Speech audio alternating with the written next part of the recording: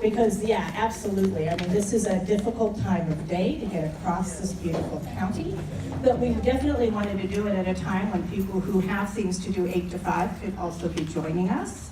And so, again, it's always challenging to find the time, but you did, and you're here, and thank you very much for coming.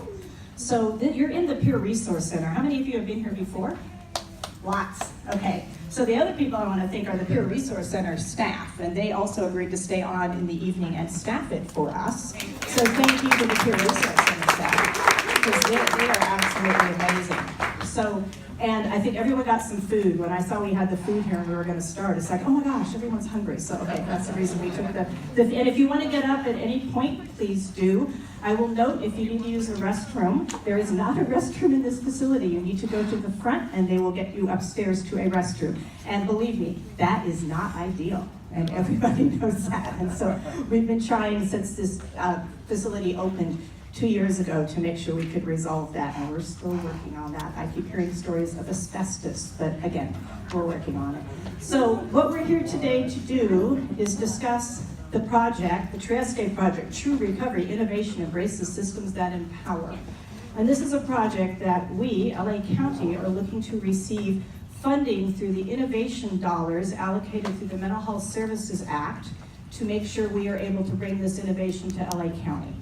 The meeting to do that officially and find out if we are approved for this project is next Thursday, the 23rd of May at We Rise. And do people know about We Rise? Okay. All right, so We Rise is a project that I started last year for Mental Health Month, and you should have a card on your seats. If you don't, there's a lot around here. There's also lovely bags over there to pick up. Our biggest activation during Mental Health Month is We Rise, and that's going to be in the Arts District on Palmetto Street. It is free, open to the public. It is 11 days of immersive experience on mental health, and as a part of that, we were fortunate enough to get the statewide body that oversees these innovation dollars to come have their meeting here with us. So on the 23rd of May, and again, you're invited to that meeting, you're invited to everything, obviously, but your voices at that meeting would also be extremely important to show LA County is behind this project. So all of this is also on our website and also on werise.la, so visit there as well. So without further ado, I'm going to introduce the folks that are up here, and these people have been working on this project for a very long time. They're people who are engaged at various levels, and they're going to give you a brief presentation as to what this project is, 10-15 minutes, and then we're going to turn it over to you to have a conversation, because that's what this is all about tonight. So this is Jesus Romero. He is the project director for Hollywood Mental Health, and he's been there 3 months now, right? Okay, so I'm sorry, Carrie? Well, just people can sit over here. Oh, okay, Carrie's directing traffic for people. So as you come in, yeah, there's lots of seats on this side as well. This is Dave Pilon. He is someone who for many years was with Mental Health America Los Angeles, and he is now a mental health consultant to the department. Anthony Ruffin is here on the DMH staff, and he is in charge of the home teams. And he brought his fan club with him. and Carrie Morrison, last but not least, Carrie's vision is what brought this to us here in LA County in the first place. And we're going to start the evening, with Carrie giving a brief overview of that vision. Dave's going to speak, and then we're going to get started. Buonasera. I practice a little Italian. Again, there are lots of seats over here on the left. For those of you who are relegated to standing, please, I will not feel offended if you walk past. Welcome, everybody. Wow, what a great turnout. So excited to have you here tonight to talk with us a little bit about this vision we have to do something bold and different with respect to mental health services in LA County. And we value your questions and your concerns and some of the challenges you might have, because we are looking to do something different. You know, when you have a system that is as much as a dysfunctional state as perhaps mental health in America, you cannot just address things incrementally. Sometimes you have to flip everything on its head. And so that's a little bit of what we're going to present tonight, and we really want your input. Why Trieste? Where did this come from? And why would someone like me, who ran a business improvement district on Hollywood Boulevard for 22 years, be in any position to talk about a different idea for LA. Just a little bit of background. Again, I did work in Hollywood. Some of you might know about the IDs. We take care of the neighborhood. And about 10 years ago, we, as a business community, started getting more involved in addressing homelessness in Hollywood. And a bunch of us came together. We formed a coalition called Hollywood Forward. Some of you may have heard about it. And over the course of several years, we worked hard to kind of link arms and figure out how can we take responsibility for Hollywood? Because LA County is so big, and the homeless problem was seen so massive. We thought, well, let's just we'll put our arms around Hollywood and figure out what are the issues here, and we'll tackle Hollywood. Fast forward to 2013. We had made a lot of progress. People were being housed. There were resources coming to Hollywood. But we identified that there was a cohort of people that we ended up calling the Hollywood Top 14. And these were the most severely mentally ill people who were left to languish on our streets or to die. They were so difficult to help. There was just a whole slew of laws and rules and civil liberties and whatnot that were preventing people from actually helping move these people off the street. So the Hollywood Top 14 was born. It was a group of people that we started to embrace and form teams around to try to help people off the street. 3 of those people died on the streets of Hollywood. One of the first people, just very quickly, just to show you the severity, was a young man who had no hands, and he was blind in one eye. And he had been homeless on the streets of Hollywood for 12 years. He didn't have shoes because he couldn't tie his shoes. We had to make a case for him to be conserved, and he ended up in an IMD for a while. And now I'm happy to tell you he's living in a board and care in Pico Rivera. He's working on his GED. He's just a lovely person to hang out with. And we had story after story after story that showed redemption of people if you could actually meet them where they're at and help them. So a couple years ago, I had an opportunity to undertake a fellowship, a 2-year study fellowship with the Durfee Foundation. And my inquiry was, why is it so hard to help people with severe mental illness in America? And that journey led me to a city in Italy, Trieste, which has been identified by the World Health Organization as the exemplary place on the planet Earth to be mentally ill. It is like a bubble of human care and human connection and a belief that people actually have the right to a whole life. And I've been there now 4 times. When you see it, the first time I went, I was so depressed. I thought, now that I've seen this, what are we gonna do with this in America? We are here in the United States, and they are here. How do we bridge this chasm? But a few months after I went the first time, there was a conference that was announced, and I had some funds that allowed me to bring along some important people from LA County to see this. Not the least of which was Dr. Sharon, who was new in his job, Judge Bianco with our mental health court, and a bunch of people who are here in the room. I want to make sure I've got everybody. Anthony Ruffin joined. At that time, he was working for, I think, the People Concern. Brittany Wiseman, who is with NAMI, joined us. Caroline Kelly, who was the chair of the Mental Health Commission at that time. Phyllis Owen with Community Partners. We wanted to bring a philanthropist along. Dr. Piero D'Angelo, who is with the Sheriff's Department. Sergeant Anna Denise Breeze, also with the MEU for the Sheriff's Department. And Sarah Dussault, sitting right here, who at that time was working for Councilmember David Rue and now is on the LAHSA Commission. And we had others. So 13 of us went back to Trieste to attend this conference, to learn about their model, and to tour their facilities. In the city of Trieste, in a city of 250,000 people, they have a 6-bed psych ward that on most days might have 2 people in it. They also do not have people in the jail. Now, we cannot replicate Italian culture. We cannot bring Italian family values to America, but there are guiding principles that allow us to, that we can inculcate into a model here in Los Angeles that allow the human connection to emerge that allow the belief that people have a right to recovery and have a right to a whole life. And our challenge for the last year, as we've been thinking about what do we do with what we have seen, which is possible, how do we translate that into a proposal to the state of California that they would be willing to fund and allow us to do a pilot inspired by Trieste in Los Angeles County. The task for that went to Dave Pallon to try to put it into a format and into a proposal that would give us the freedom and the latitude and to empower all of us, those who work within the system, those in the community, families, peers, and users of our system to work together to help people live a full life.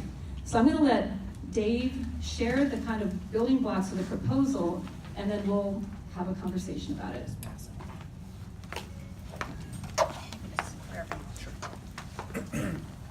Thank you, Karen. Good evening, everybody. I'm Dave Pallon. I was the CEO for Mental Health America of Los Angeles until I retired about a year and a half ago. And I came to this project rather late because it was after the trips to Trieste that Dr. Sharon called me up and said, we found this great model over in Italy, and we'd like to, and we're inspired by it, and we'd like to create a system like this. Could you help us to write the proposal? So I've been the lead author of the proposal that I hope that many of you have had a chance to read. If there's things in that proposal that you like, yes, I am responsible. I'll take responsibility for that. If there are things in there that you don't like, then it's Carrie. Talk to Carrie about those. Now, so as Carrie said, we're going to really make this into a discussion, a conversation about the proposal and about what it is that we're trying to do. But just to give you just a little bit of context to have that discussion, I was thinking about this earlier about if I were to try to describe this proposal in one word, what would that be? And the word that I came up with is compassion. And to be a little bit more specific about that is that what we want to do is free up the compassion that I know resides in the hearts of our staff in the Department of Mental Health and in the entire system, is that people are full of compassion and they have no ways to express it because our bureaucracy and our regulations don't allow that to take place. And really at the heart of this proposal is a revolutionary and fundamental change to the way that we ask our staff to document and to hold themselves accountable in a way that frees them to show their compassion, or as we used to put it in the earlier versions of this draft, is to release the recovery angels in their nature. Sorry. Yeah. Because I think that that's what is lacking in our system to some extent, is people want to be able to provide the kind of effective and compassionate care, and yet they can't because they feel constrained by the bureaucracy. I've been working in mental health since January 3rd of 1982. I've been working in the public mental health system, both in Massachusetts and now in California. And over those decades, I have seen it become more and more and more difficult to provide the kind of whole person, compassionate care that we all want and find desirable. And it's time to sort of change that. It's time to go back to the future to some extent and try to reinvent that. And it may sound to you like, well, compassion is like we all want to be compassionate, but it's revolutionary to say we're not going to let the bureaucracy and regulations get in the way of doing whatever it takes to help the people that we serve. And that's really at the root of, thank you, yes. That's okay, yeah, go ahead. That's really at the root of this proposal. And so I know that the proposal for some of you is, some of the feedback that we got is that it's very technical, and that's because documentation systems, accountability systems, billing systems are pretty technical, and so we have to explain, we're not getting rid of accountability. We are going to hold ourselves accountable for what we do, but we're going to do it in a way that supports our staff's most recovery-oriented inclinations. Okay? But the other important thing that I want to mention is that there are services that are going to go along with this. We are going to shift from an illness-focused model to a well-being focused model. Or as I put it in the executive summary, we want those things that are usually looked at as sort of secondary or ancillary to the process, things like supported employment or supported education.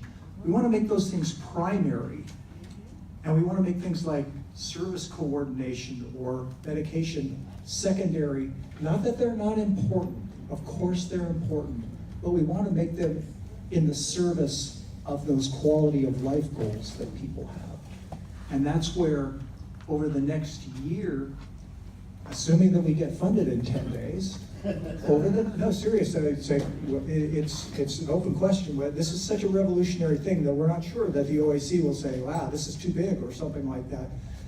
But if they do choose to fund this, then over the next year, we are going to hold a very robust stakeholder engagement process to actually get your input and the input of everybody in the system, not just in the system, I take that back, in the entire community, to sort of design what is the best way to provide services to people in ways that actually help them to meet their needs for purpose and belonging.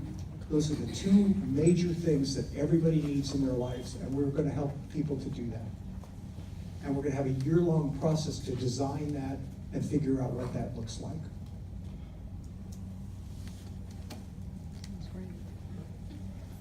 There we go. I think Dr. Sharon might want to say a few words as well.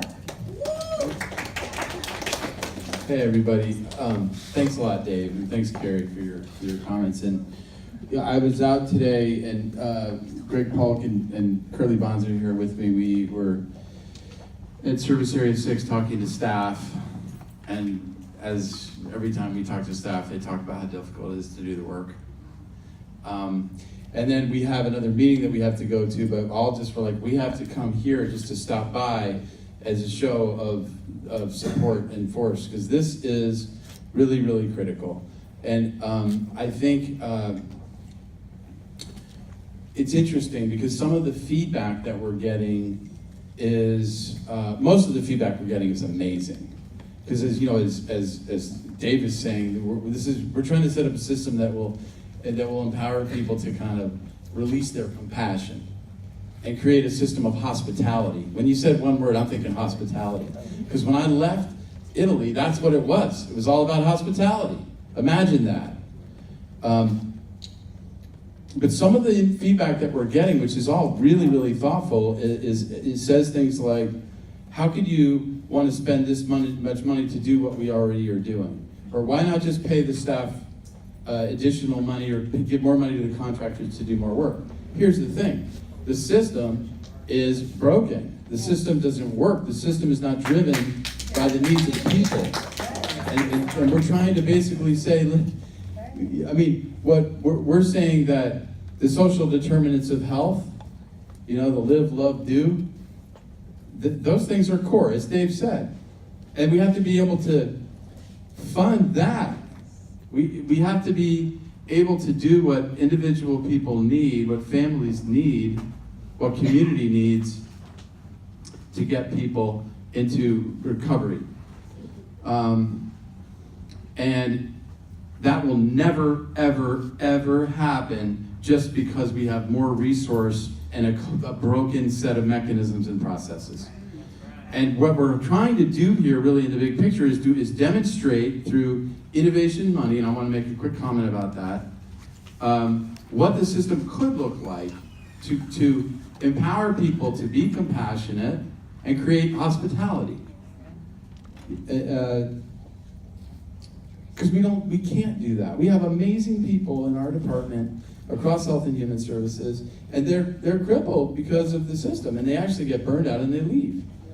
I mean, I just spent all this time with them today, talking about kind of this. Innovation funding is a part of, and I think you probably sent something out, but I just want to say this, because some of the comments that we got back, I think are, in some ways aren't fully informed. We have a significant amount of money in the department that's come through the millionaire's tax, MHSA Prop 63, and for a number of reasons, including the fact that it's not easy to spend money, this department has compiled a ton of money. And the money has to be used for things that are kind of that push transformation. We're not looking out to get flashy new things and innovative new stuff. We're trying to actually activate humanity because it's gone. And that's really all I wanted to say. But I just, being out in the field today, and then being with Curly and Greg and a whole host of staff and other leaders, and then knowing that this is going on and not being able to come because we're double booked, I was like, we got to stop by and just let you know. I mean, this is a big, big deal. Like, we're not doing this because we think, we all want to be Italians. Although I love Italy, and there are other parts of the world that do this, and there are pockets. In fact, there's one in San Francisco that does this kind of work. We need to bring it to the biggest jurisdiction, to the biggest department of mental health in this country, and drive the change.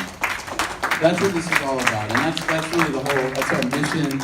And we have a year to work together to figure out what that means, to engage community in a way at a cultural level, so that it's not, oh, the government is coming in and doing this new thing. It's not about the government.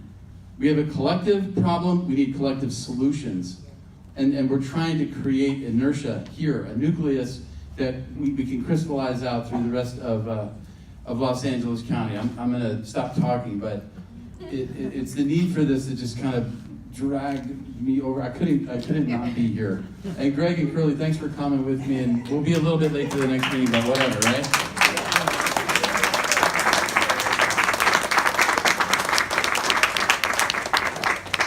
Okay, I wanted to ask these two gentlemen if they wanted to share anything, Anthony and Jesus, before we get started with public comment. Is there something, Anthony? Yes. And then we're all here to answer questions. Well, I can say for me, what I really like about this project, if it passes, is for an outreach worker or somebody that's on the ground doing this work, the question is always, is it meaningful? Is it meaningful to the community? Is it meaningful to the person I'm trying to help? Is it meaningful to their family? Those are the core questions I ask myself all the time when I'm doing this work. And working in the system for the last 19 years, what I found out is that as meaningful as I want it to be, I only have very few options, especially with people that are severely mentally ill. I can't get you anything to eat. I can't transport you anywhere. I can try to get you to a clinic if I can get you an appointment. Can't make a big promise on that. But if you do come into the clinic, I need you to be kind of stable and don't act out. Right? And then I need to take you to get your medication, but I can't place you anywhere so you can take your medication. I can't get you a shower. I can't do any of those things for you. And I can't really even talk to your family. Most of all, I can't talk to your family. So these are the things that I hope that this project changes. Because of us looking at people, and I call them people, as people, and their families as people. They're not clients, they're not participants, they're not a billing system. These are human beings that need meaningful, compassionate help. And our system is not built that way. And I've ran across a lot of staff through the Department of Mental Health over 19 years of work that I've ran into, and they wanted to help, but they were bogged down by policies and procedures and all these other things that they just couldn't do it. So I got really good at making shortcuts and how to help these people. Like Carrie said, the person that we help in the Trieste model, He's getting his GED. He has a pet. He goes to the library. He does all of these things. And in that top 14 model, this was kind of set up that way, where we thought about the whole person and the family. When we start case conference in these cases, how can we bring the families in, and how can we look at the whole person and support them through the whole system and be there for them and give them meaningful services and not have to worry about billing, because I didn't have to worry about billing at all. All I needed to do was make sure that they were all right, they were connected to their families. And to this day, the top 14 is still going on, and we were working with an individual over the weekend. Just because he was on that list in 2013, he's still on that list in 2019, and we're still working with this guy. It doesn't stop, because his life means something. And he's just not a billing mechanism. And we're gonna continue to support him and get him the help that he needs and bring him to a whole life. So that's what I have to say.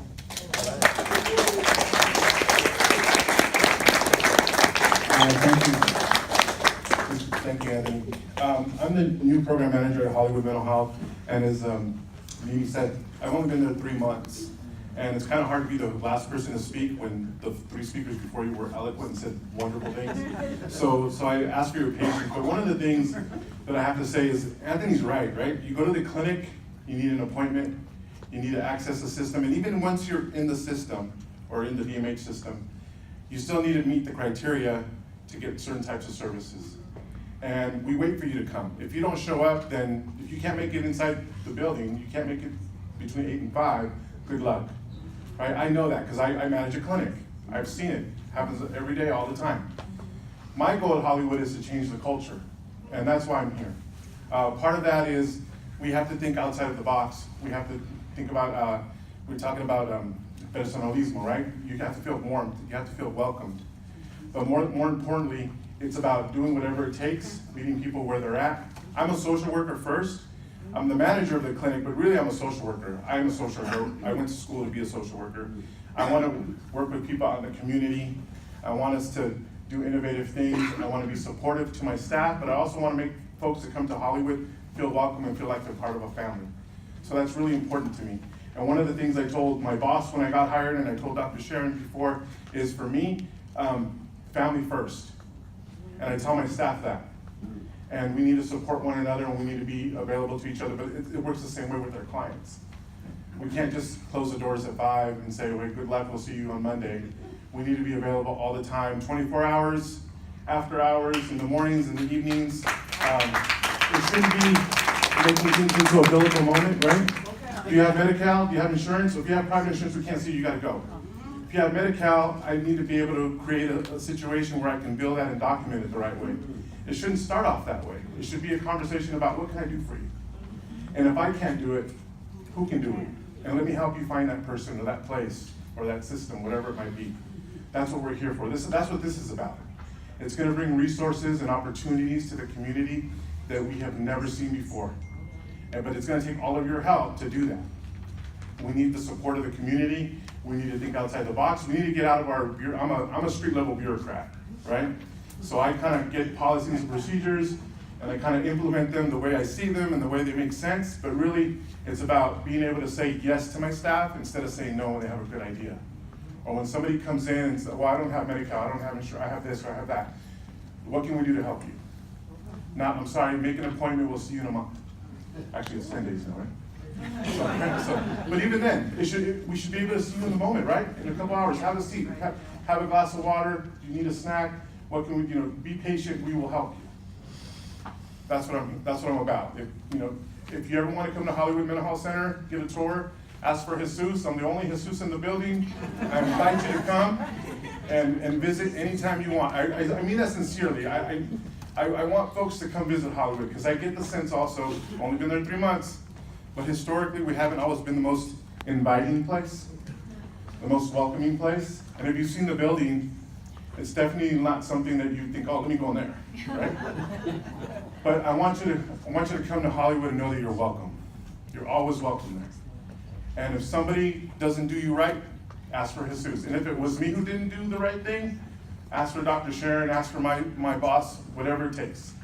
We're here to help. Thank you.